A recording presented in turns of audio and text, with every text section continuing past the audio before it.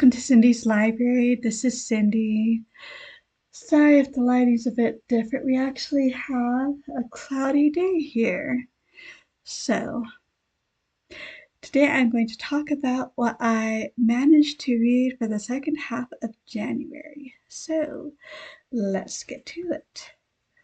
First, I listened to Jane Austen at Home by Lucy Worsley. Now, this is a Jane Austen biography, but what makes it interesting is that she does it through the lens of the various homes that Jane Austen lived in, and she lived in several of them, and what those homes were like, how they probably affected her, things like that. So, glad I listened to it. This was for January, and I managed to do it. So there's that. And let's see what else I got done here. Ah, yes. I read Wonder by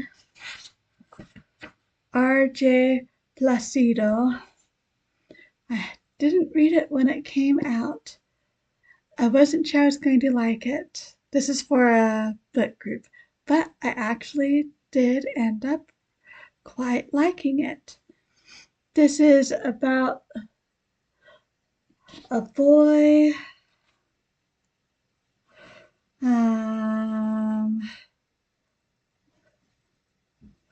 August, that's right, has a loving family, father, mother, older sister, dog.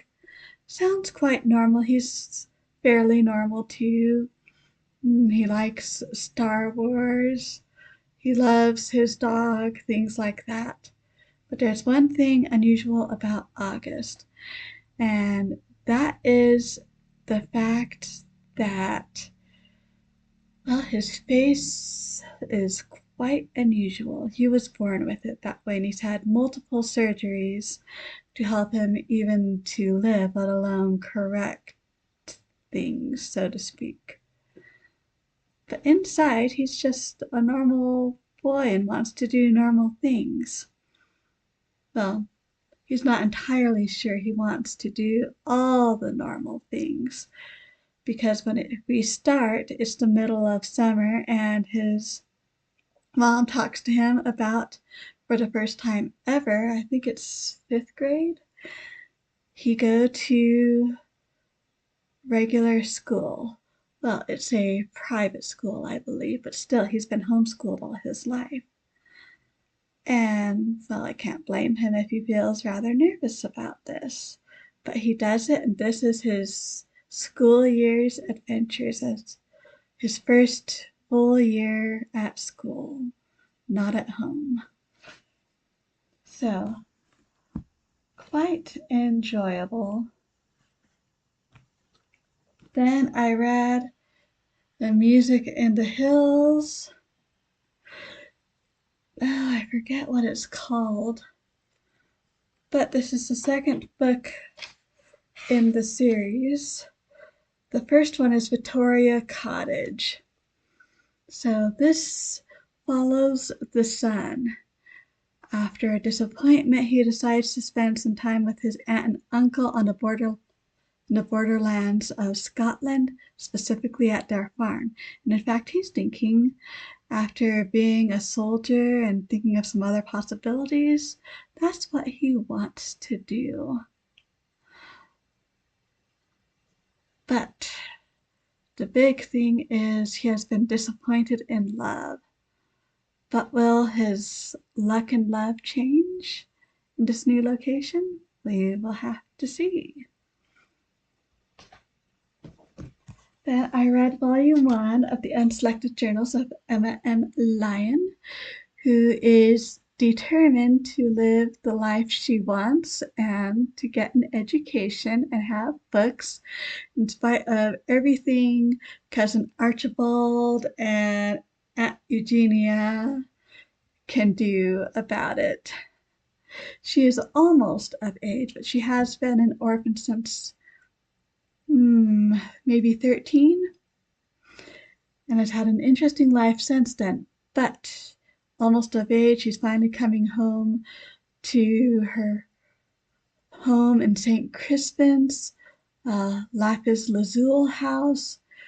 Of course, Uncle Archibald is there too, which, yeah, it's okay if you don't like him. I don't know if we're going to find out more about him later that will give us some sympathy, but at least here, not exactly a likable guy. But he lives in Lapis Lazuli house too for reasons. So they follow Emma's adventures as she starts to get settled there. I read Gilead by Marilynne Robinson. This is a reread for me, and I quite enjoyed it. In a way, this is a look at American life on several dimensions, because this is the story of John Ames. He is an elderly preacher. He married very late in life, as in last 10 years at most. He has a 6 or 7 little boy, and so he knows he has a bad heart, although the rest of him's not doing so badly considering his age, but his heart.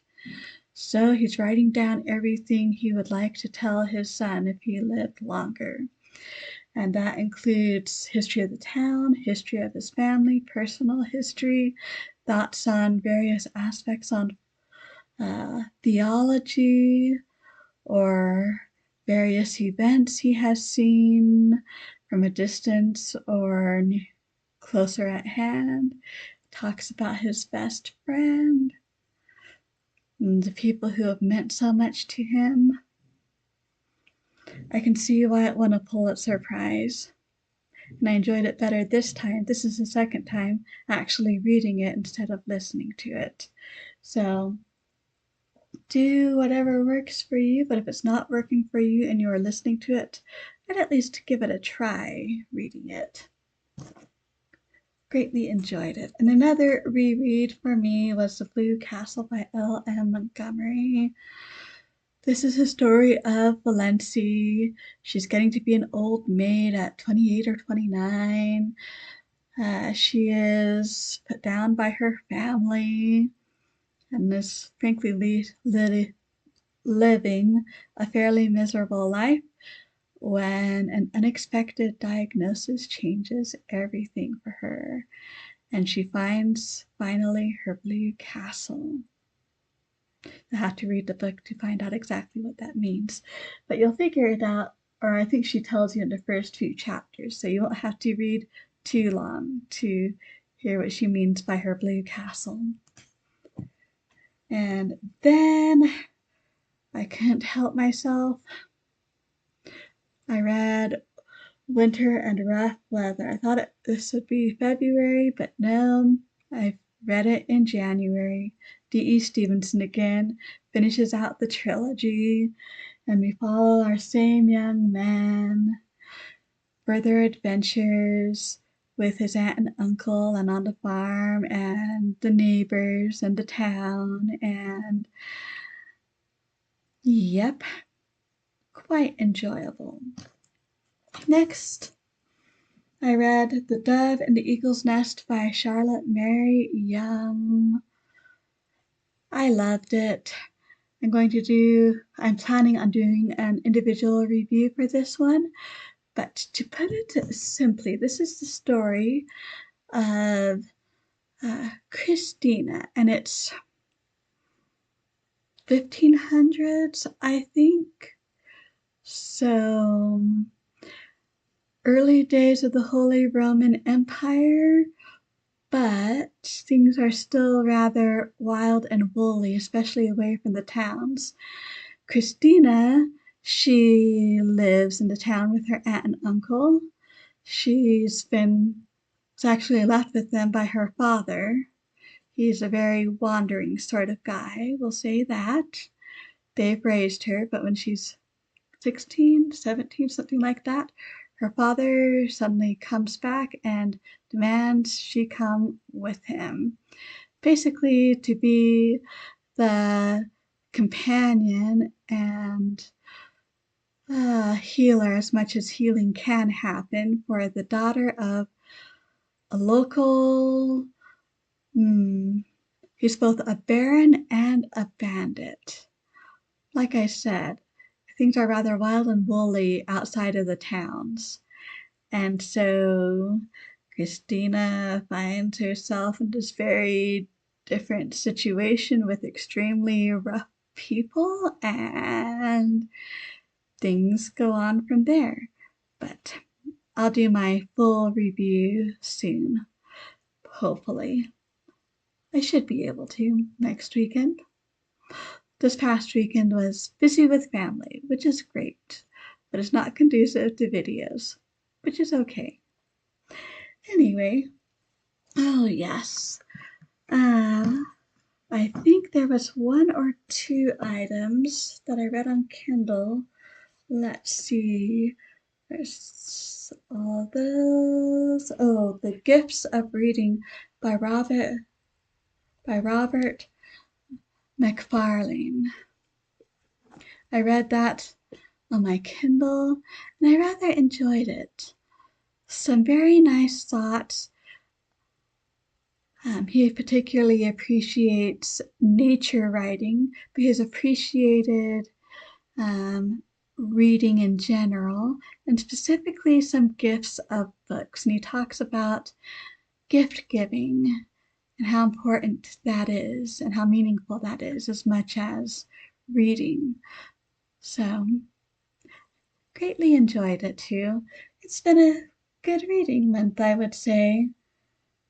Everything I read was good to great. So I guess it was a success. How's your reading month been? I'd love to hear all about it. I hope it was just as good. Thank you so much for stopping by. I truly do appreciate it. So until next time, I hope we all stay safe and healthy. And as always, happy reading.